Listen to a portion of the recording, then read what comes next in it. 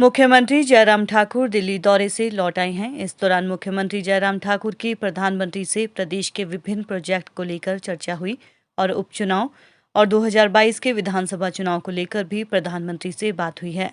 मुख्यमंत्री जयराम ठाकुर ने कहा कि प्रधानमंत्री को हिमाचल प्रदेश आकर कुछ प्रोजेक्ट्स जो बनकर तैयार हो गए हैं उनका उद्घाटन करने का न्योता भी दिया गया है। कोविड की दूसरी लहर के बाद हिमाचल प्रदेश में पर्यटकों की भीड़ बढ़ी है, जिसको लेकर सरकार ने कुछ दिशा निर्देश भी जारी किए हैं। इसकी जानकारी भी प्रधानमंत्री को दी गई है। पर्यटक हिमाचल प्रदेश की आर्थिकी है, इसलिए पर्यटकों की एंट्री को प्रतिबंधित नहीं किया जा सकता है, लेकिन पुलिस को भीड़ को नियंत्रित करने के लिए दिशा निर्देश दिए गए हैं। ऐसा नहीं होता कि हम सौगात के लिए ही दिल्ली जाते हैं। दिल्ली आदरणीय प्रधानमंत्री जी से हमारा मिलना हुआ और हिमाचल से रिलेटेड जो हमारे डेवलपमेंट के जो प्रोजेक्ट्स हैं उनके बारे में विस्तार से चर्चा हुई, बातचीत हुई। और स्वाभाविक रूप से हिमाचल प्रदेश में अभी 4 उपचुनाव भी हैं, जिसमें एक लोकसभा के 3 विधानसभा के। उस संदर्भ में भी उन्हें जानकारी जो है वो जो चाहिए थी वो हमने साझी की है। इसके अतिरिक्त आने वाले समय में जहां हिमाचल प्रदेश में विधानसभा के चुनाव 2022 में होने वाले हैं, उसके सिलसिले में भी थोड़ी बहुत बातचीत हुई।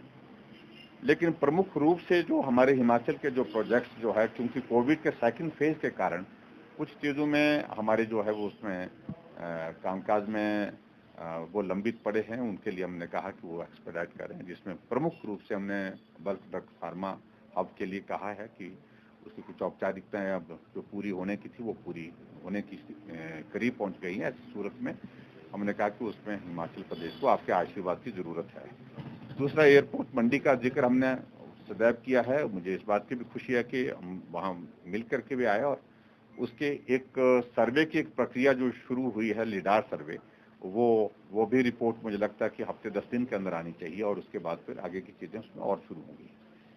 और उसके बाद 3 प्रोजेक्ट्स जो है हमने जो लगभग 4200 करोड़ रुपए के, इसमें से एक साबड़ा कुड्डू जो है जिसका इनॉग्रेशन होना है, 1800 करोड़ रुपए का प्रोजेक्ट है। इसके अलावा 2 प्रोजेक्ट लुहरी और धौला सिद्ध जो है, ये 2 प्रोजेक्ट जो है इनका फाउंडेशन स्टोन के लिए आदरणीय प्रधानमंत्री जी को हमने निमंत्रण दिया कि आप आए हिमाचल प्रदेश में और ये 3 प्रोजेक्ट जो जिसमें एक का इनॉग्रेशन होना, 2 का फाउंडेशन स्टोन होना है, तो इसके लिए हिमाचल में आकर के इस कार्य को करने के लिए हमको आशीर्वाद देने के लिए पहुंचे। ऐसे बहुत सारे विषयों पर चर्चा हिमाचल के संदर्भ में हुई है और प्रधानमंत्री जी ने बहुत अच्छे से सारी बातों को सुना और हिमाचल की बहुत सारी जानकारियां भी हासिल की। बरसात के मौसम की स्थिति और जो पर्टिकुलरली जो इंसिडेंट धर्मशाला में हुआ अभी हाल ही में, उस पर भी अपनी संवेदनाएं व्यक्त की। और इसके साथ साथ में टूरिस्ट हिमाचल प्रदेश में आ रहा है और बड़ी संख्या में आ रहा है। हमने उनको अवगत कराया कि वहाँ हमने थोड़ा सा मैकेनिज्म डेवलप करने की कोशिश की है ताकि जो क्राउड की शेप में कुछ जगह देखने को लोग मिले, उस तरह की स्थिति में हम उसको ठीक तरह से रेगुलेट कर सकें। वो भी हमने उनसे बातचीत साझी की। हिमाचल में वैक्सीन की सिचुएशन को लेकर के प्रधानमंत्री जी ने कहा कि आप अच्छा कर रहे हैं और मुझे इस बात की खुशी है कि पूरे देश भर में बेस्ट स्टेट के रूप में हिमाचल प्रदेश कोविड की सारी वैक्सीन के अभियान में जो है आगे होकर के काम कर रहा है। और उसमें पर्टिकुलरली वेस्टेज के विषय को लेकर के हिमाचल ने बहुत बेहतर स्थान जो है, लगभग पहला स्थान हिमाचल प्रदेश का है। और वैक्सीन में भी हम 62-63% जो है वो के करीब हम पहुंचे हैं। उसमें हमने यही निवेदन किया कि अगर वैक्सीन की उपलब्धता और ज्यादा बढ़ती है तो हिमाचल को और आगे जाने में उसमें सुविधा होगी। तो ऐसी सारी चीजों को लेकर के बात कही है। प्रधानमंत्री जी ने विशेष तौर से इस बात के लिए जरूर कहा कि कोविड कम हुआ है लेकिन अभी खत्म नहीं हुआ है। डिप्टी कमिश्नर एसपी को हम इस बारे में विस्तार से बार बार बात कर चुके हैं और पीडब्ल्यू डिपार्टमेंट के अधिकारियों से भी बातचीत कर चुके हैं। उनको आदेश दिए हैं कि जहां भी इस प्रकार की सिचुएशन आती है, अगर सड़क अवरुद्ध होती है, सड़क बंद होती है, उसको रिस्टोर करना। और उसके बाद डिस्ट्रिक्ट एडमिनिस्ट्रेशन को कहीं भी कोई आदमी ऐसा फंस जाए ऐसे इसमें, उस सूरत में तुरंत जो है उनको वहां से निकालने के लिए जो रेस्क्यू किया जा सकता है उसके लिए तैयारी रखें। टूरिस्ट के लिए विशेष तौर से मेरा यही आग्रह है, इन दिनों खासतौर से बरसात के मौसम में ऐसी जगह पानी के करीब, नदी के करीब ऐसी जगह जाने की कोशिश ना करें।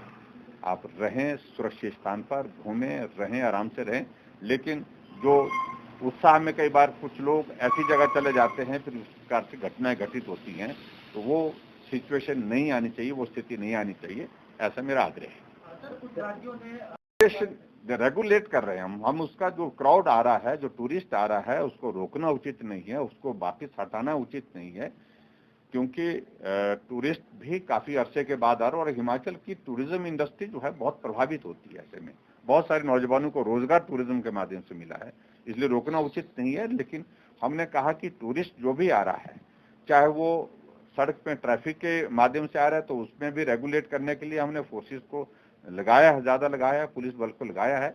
और उसके अतिरिक्त जो टूरिस्ट डेस्टिनेशन ऐसी है जहां क्राउड ज्यादा होता है, जैसे शिमला के रिज के मैदान में, शिमला के माल पे लोगों का, तो जो शिमला आता है तो उनको घूमने का एक वो स्वाभाविक रूप से लोकल लोग भी आते हैं और उसके बाद टूरिस्ट और आ जाते हैं, इस कारण से क्राउड की शेप होती है वहां पर। उसमें हमने कहा कि उसमें रेगुलेट करना, और पुलिस डिपार्टमेंट ने कुछ एक उसमें चीजें की है, मुझे लगता है कि सारी चीजें ठीक होंगी।